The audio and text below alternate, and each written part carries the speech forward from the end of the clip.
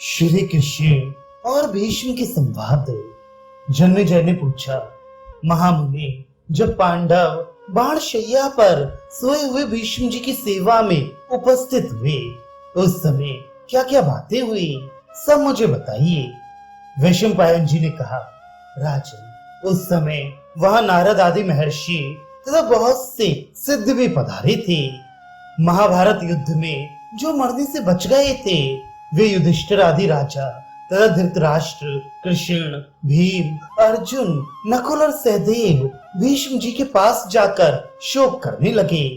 तब नारद जी ने थोड़ी देर तक कुछ सोच विचार कर वहां उपस्थित हुए राजाओं तथा पांडवों से कहा, महानुभावों, भीष्म जी भगवान सूर्य के भांति अब अस्त होने वाले हैं, अतः ये समय इनसे कुछ पूछने का है, क्योंकि चारों वर्णों के जो नाना प्रकार के धर्म हैं, उन सबको ये पूर्ण रूप से जानते हैं।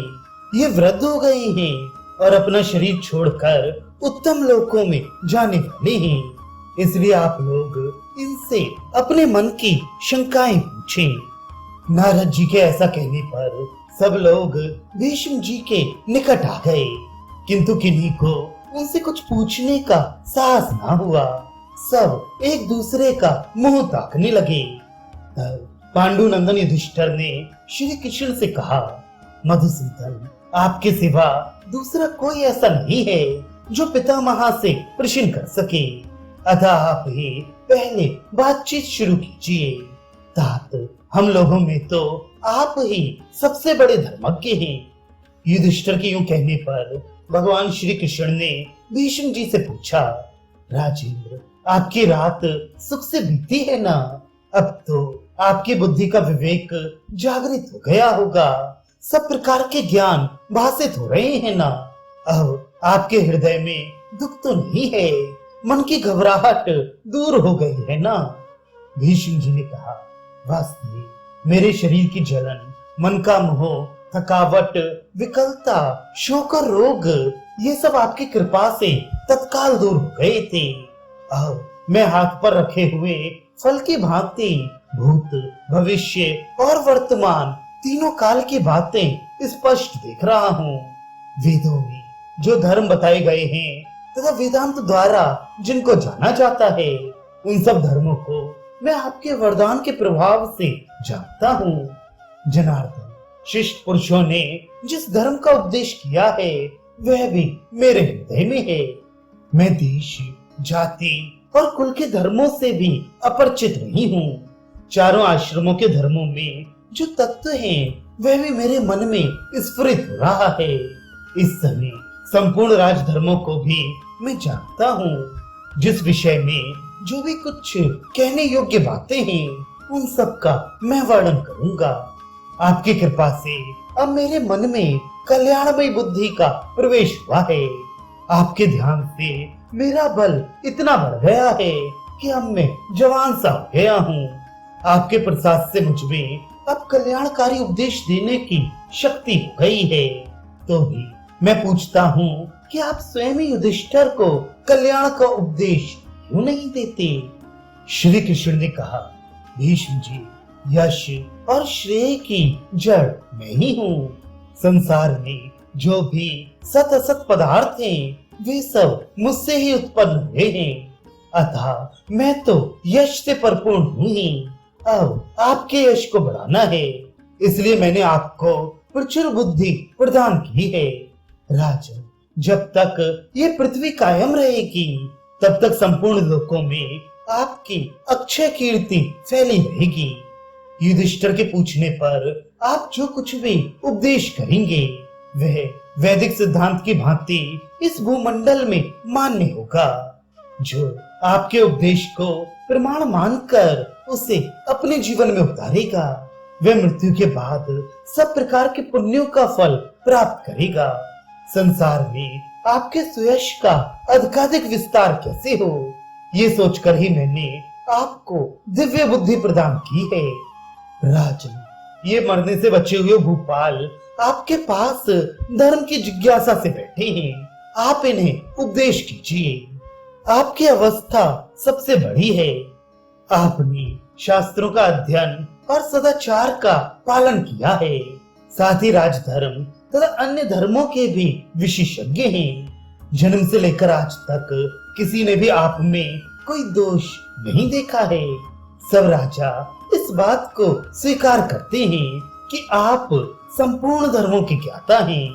आपने सदा देवताओं और ऋषियों की उपासना की है, इसलिए आपको अवश्य ही धर्म का उपदेश करना चाहिए। मनीषी पुरुषों ने ये धर्म बताया है कि विद्वान से जब प्रश्न किया जाए तो उसको उचित है कि सुनने की इच्छा वाले लोगों से धर्म का उपदेश करे। जो प्रश्न करने पर भी उपदेश नहीं देता उसको बड़ा दोष लगता है। अतः जिज्ञासु भाव से पूछने पर आप इन लोगों को अवश्य ही उपदेश करें। वैशंपायन जी कहते हैं, राजन, श्री कृष्ण की बात सुनकर महातेजस्वी भीष्म जी बोले, गोविंद, आपके प्रसाद से इस समय मेरा मन स्थिर है और वाणी में भी बल आ गया है। और धर्मात्मा युधिष्ठिर मुझसे धर्म विषयक प्रश्न करे, इससे मुझे प्रसन्नता होगी और मैं संपूर्ण धर्मों का उपदेश कर सकूंगा, जिनमें धैर्य, इंद्रिय निग्रह, ब्रह्मचर्य, क्षमा, धर्म, ओज और तेज सदा वर्तमान रहते हैं। जो संबंधियों, अतिथियों, सेवकों तथा शरणागतों का सदा सम्मान करते हैं। सत्य, दान, तप, शूरता, शांति, दक्षता तथा स्थिरता आदि समस्त सद्गुण जिनमें सदा मौजूद रहते हैं। जो कामना से, क्रोध से, भय से अथवा किसी स्वार्थ के लोभ से भी कभी अधर्म नहीं करते। यज्ञ, वेदाध्ययन और धर्म में जिनकी सदा प्रवृत्ति रहती है, जिन्होंने शास्त्रों का रहस्य श्रवण किया है तथा जो नित्य शांत रहते हैं, वे पांडुनंदन युधिष्ठिर ही मुझसे प्रश्न करें।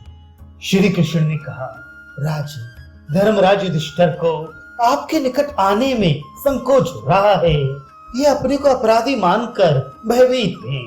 जो पूज्य थे, आदर के पात्र थे, जिनकी इनमें भक्ति थी तथा जो गुरुजन, संबंधी, बंधु बांधव एवं अर्घ्य पानी योग्य थे, उन सबको इन्होंने बाणों से विदीर्ण किया है। इसी डर से आपके पास नहीं आते हैं। भीष्म जी बोले, श्री कृष्ण, जैसे दान, अध्ययन और तप ये ब्राह्मणों का धर्म है, उसी प्रकार युद्ध में विपक्षी के शरीर को मार गिराना भी क्षत्रियों के लिए धर्म ही है।